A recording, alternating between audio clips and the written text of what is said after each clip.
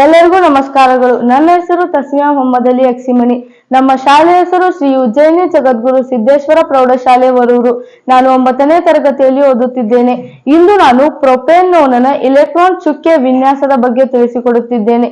ಈ ಚಟುವಟಿಕೆಯಲ್ಲಿ ನಾನು 3 ರಟ್ಟಿನ ವೃತ್ತಗಳನ್ನು ಕಾರ್ಬನ್ ಪರಮಾಣುಗಳಾಗಿ, 6 ಚಿಕ್ಕ ರಟ್ಟಿನ ವೃತ್ತಗಳನ್ನು ಹೈಡ್ರೋಜನ್ ಪರಮಾಣುಗಳಾಗಿ ಮತ್ತು 1 ಚಿಕ್ಕ ರಟ್ಟಿನ ವೃತ್ತವನ್ನು ಆಕ್ಸಿಜನ್ ಪರಮಾಣುವನ್ನಾಗಿ ಪರಿಗಣಿಸಿದ್ದೇನೆ ಮತ್ತು ಬಂಧಗಳನ್ನು ತೋರಿಸಲು 7 ಬಳೆಗಳನ್ನು ಬಳಸಿಕೊಂಡಿದ್ದೇನೆ.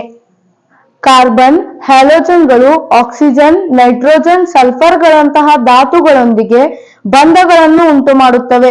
ಹೈಡ್ರೋಕಾರ್ಬನ್ ಸರಪಳಿಯಲ್ಲಿ 1 ಅಥವಾ ಹೆಚ್ಚು ಹೈಡ್ರೋಜನ್ಗಳನ್ನು ಕಾರ್ಬನ್ ವೇಲೆನ್ಸಿ ಸಂತೃಪ್ತವಾಗಿರುವಂತೆ ಈ ಧಾತುಗಳಿಂದ ಸ್ಥಾನಪಲ್ಲಟಗೊಳಿಸಬಹುದು.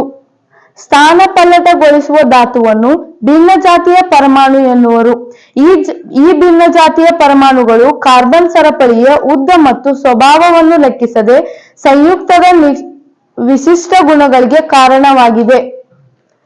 ಇವುಗಳನ್ನು ಕ್ರಿಯಾ ಗುಂಪುಗಳೆಂದು ಕರೆಯುವರು. ಪ್ರೊಪೆನೋನ್ ಕೀಟೋನ್ಗಳ ಪ್ರಥಮ ಸದಸ್ಯ. ಇದರ ಅಣುಸೂತ್ರ C2H6CO ಅಥವಾ CH3COCH3. ಇದರಲ್ಲಿರುವ ಕ್ರಿಯಾ ಗುಂಪು ಕೀಟೋನ್. 3 ಕಾರ್ಬನ್ಗಳಲ್ಲಿ ಮಧ್ಯದ ಕಾರ್ಬನ್ ಪರಮಾಣುವು ಅತ್ಯಂತ ಹೊರಕವಚದಲ್ಲಿರುವ 4 ಇಲೆಕ್ಟ್ರಾನ್ಗಳಲ್ಲಿ 2 ಇಲೆಕ್ಟ್ರಾನ್ಗಳನ್ನು, ಆಮ್ಲಜನಕದ ಹೊರಕವಚದಲ್ಲಿರುವ 6 ಇಲೆಕ್ಟ್ರಾನ್ಗಳಲ್ಲಿ 2 ಇಲೆಕ್ಟ್ರಾನ್ಗಳೊಂದಿಗೆ ಹಂಚಿಕೊಂಡು ಕಾರ್ಬನ್ ಮತ್ತು ಆಕ್ಸಿಜನ್ ಮಧ್ಯದಲ್ಲಿ ಒಂದು ದ್ವಿಬಂಧವನ್ನು ಉಂಟು ಮಾಡಿರುತ್ತದೆ. ಉಳಿದ 2 ಇಲೆಕ್ಟ್ರಾನ್ಗಳನ್ನು ಅಕ್ಕಪಕ್ಕದ ಕಾರ್ಬನ್ಗಳೊಂದಿಗೆ ಹಂಚಿಕೊಂಡಿದೆ.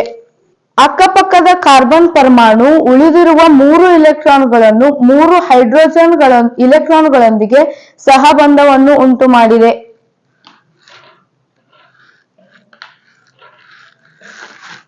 ಅದೇ ರೀತಿ ಇನ್ನೊಂದು ಕಾರ್ಬನ್ ಪರಮಾಣುವು ತನ್ನಲ್ಲಿ ಉಳಿದಿರುವ 3 ಇಲೆಕ್ಟ್ರಾನ್ಗಳನ್ನು 3 ಹೈಡ್ರೋಜನ್ ಇಲೆಕ್ಟ್ರಾನ್ಗಳೊಂದಿಗೆ 3 ಸಹಬಂಧಗಳನ್ನು ಉಂಟು ಮಾಡಿರುತ್ತದೆ.